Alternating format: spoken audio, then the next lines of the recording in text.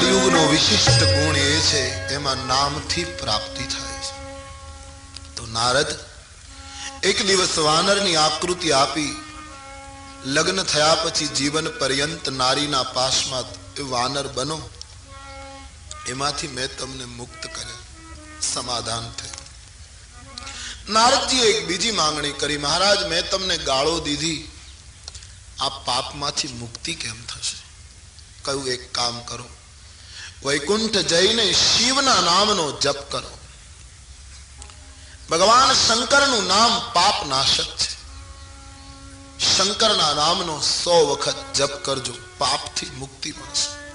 આમ કહ્યું છે, જપ હું જાય શંકર સતનામા, જપ જાય શંકર સતનામા, જપ હું જાય શંકર સતનામા, જપ હું જાય શંકર સતનામા. શંકર શબ્દનો 100 વખત જપ કરો, આવી સૂચના આ ચોપાઈમાં છે.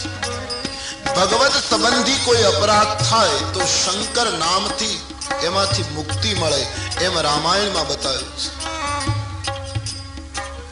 સૂચના આપી નારદજી વંદન કરીને ગયા છે. રસ્તામાં શિવ ગણો મળ્યા. અમે બ્રાહ્મણો નથી, અમે શંકરના ગણો છીએ બાપજી, અમે તમારી મશ્કરી કરી, તમે અમને શાપ આપ્યો, કૃપા કરો. નારદને દયા આવી, કહ્યું તમે રાક્ષસ તો થશો જ, પણ ત્રેતા યુગમાં એવા ભયંકર રાક્ષસ થશો કે આખી દુનિયા તમારે આધીન થતી જશે.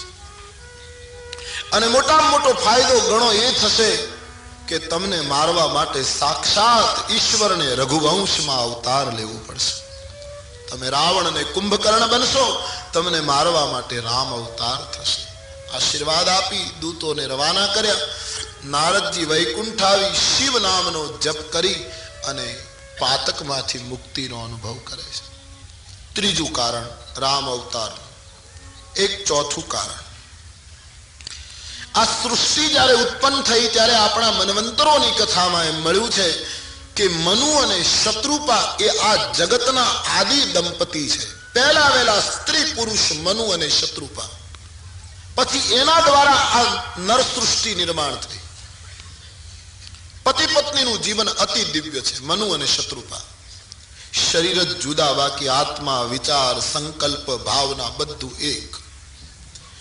પતિ પત્નીનું દાંપત્ય દિવ્ય, એટલે સંતાનો પણ મહાન થયા. ઉતાનપાદ, પ્રિયવ્રત. ઉતાનપાદના પુત્ર ધ્રુવ. પુત્રીઓ પણ મહાન. દેવહૂતિ નામની કન્યા જે કરદમ ઋષિની સાથે પરણાવી. કરદમ અને દેવહૂતિથી ભગવાન કપિલનો જન્મ થયો, જે કપિલે દુનિયાને સાંખ્યનો બોધ આપ્યો. તો મનુ અને શત્રુપા એ જગતના આદિ દંપતી છે. મહાન શાસન છે એમનું.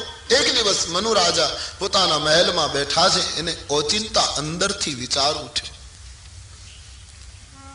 હોહીન વિષય વિરાગ ભવન બસત ભાત ચોથ પર. ચોથી અવસ્થામાં આમને ઘરમાં બેસી રહીશ તો વિષયોમાં વૈરાગ્ય નહીં આવે. મારા સંતાનો લાયક થઈ ચૂક્યા, હવે મારે વનમાં જઈને પરમાત્માની પ્રાપ્તિ માટે કંઈક સાધન કરવું જોઈએ. આપણા દેશમાં નિયમ હતો, ચોથી અવસ્થા આવે પછી વડીલ નિવૃત્તિ લઈ લે. સતયુગમાં તો વનમાં જ જતા રહેતા, અત્યારે કલિયુગમાં વનમાં ન જાય, માની લો એ શક્ય ન બને અત્યારના કાળ પ્રમાણે.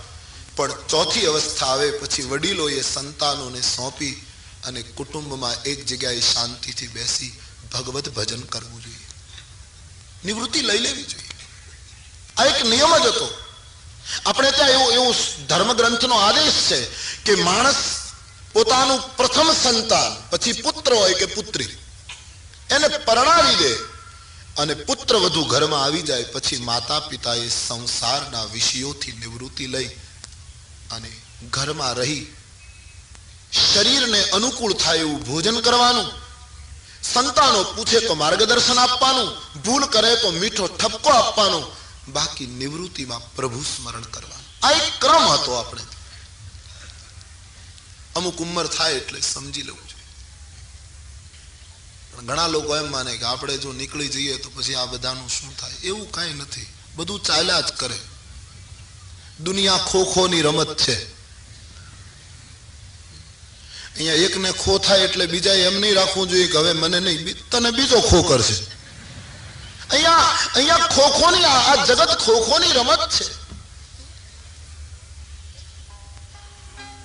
शायद उसी का नाम ही है दुनिया, शायद उसी का नाम ही है दुनिया. कोई आ रहा है, कोई जा रहा है, यही तो दुनिया. शायद उसी का नाम ही है दुनिया. कोई आ रहा है, कोई जा रहा है. इधर एक दुल्हा घोड़े चढ़ा है, उधर एक जनाजा उठा जा रहा है. इधर वाह वाह है तो उधर ठंडी आहें. कोई रो रहा है, कोई गा रहा है. शायद उसी का नाम ही है दुनिया. कोई आ रहा है, कोई जा रहा है. ખોખોની રમત છે. અમુક સમય થાય એટલે વડીલોએ નિવૃત્તિ લઈ લેવી જોઈએ. બસ હરિભજન કરવું જોઈએ. જે શરીર મળ્યું છે મનુષ્યનો દેહ, એને સાર્થક કરવો જોઈએ. વ્યાખ્યા બહુ સહેલી છે. હું બોલું છું બરાબર સભાનતાથી કે બોલવું અહીંથી સહેલું છે, બાકી છોડવું બહુ કઠિન, બહુ કઠિન. અમુક સમય થાય એટલે વડીલોએ સંતાનોને સોંપી દેવું જોઈએ. બધું ચલાવો તમે, જે કંઈ આપણો વ્યવસાય હોય તે. અમારે કથાકારો તો એમ કહે કે અમુક સમય થાય, પુત્ર બધું ઘરમાં આવી જાય, બધું સરખું ગોઠવાઈ જાય, પછી વડીલોએ સોંપી દેવું. જમવાનું થાય ત્યારે જમી લેવું. હિંડોળે બેઠા બેઠા હિંચકવું ન હોય તો હિંડોળો કરાવી લેવો. 150-200 રૂપિયામાં થઈ જાય, કઈ બહુ જાજો ખર્ચ. બે જણાએ બેસી એક વખત સાદું ભોજન લેવું અને એક કામ ખાસ કરવું. પુત્ર વધુ આજુબાજુમાંથી નીકળે ત્યારે એ સાંભળે એમ એના બાપુજીના વખાણ કરવા, એટલે તમને આખી જિંદગીમાં તકલીફ નો ક્યાંય સવાલ ન ઉઠે. અમુક સમય થાય એટલે માણસે આ નિર્ણય કરે. પણ લોકો એમ માને હવે આટલું કરી લઈએ આમ થઈ જાય. આયુષ્ય કા કોઈ ઠિકાના નહીં. રહેના નહીં, સાવધાન. रहना नहीं, ये देश बेगाना है, यहाँ कायम रहना नहीं, ये देश बेगाना है. માટે માણસે અમુક સમય થાય પછી નિવૃત્તિ. આ દેશનો ક્રમ હતો. મનુ અને શત્રુપાએ નિર્ણય કર્યો છે હવે હરિભજી લઈએ. પ્રારબ્ધ પૂરું થાય એના પહેલા રામના દર્શન થઈ જાય. ક્યા ભરોસા હૈ ઇસ જિંદગી કા, ક્યા ભરોસા હૈ ઇસ भरोसा है इस जिंदगी का, क्या भरोसा है इस जिंदगी का, साथ देती नहीं ये किसी का, साथ देती नहीं ये किसी का, साथ देती नहीं ये